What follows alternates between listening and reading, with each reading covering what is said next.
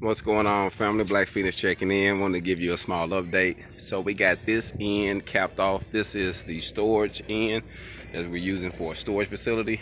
She was going to put a roll-up door here, but she changed her mind. We're just going to put the building directly on the end of this, and we're going to cut out a man door so that way they can walk in it. But it's still set up to put her roll-up door later. She really was like, you know what, I don't need to do it. Just put it up against the building. We're going to seal it off and let it be what it is. So we got mine cut, as you see, my 20-footer. We got it cut and ready to do the capping. I got the cap laid over here right now.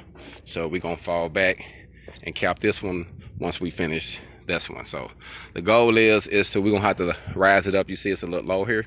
We got to rise it up so that way you would rather have it higher so that way you can set it than have it too low where you can't set it like you want to. So that's what we're doing now, getting our hog on. Black Feniks.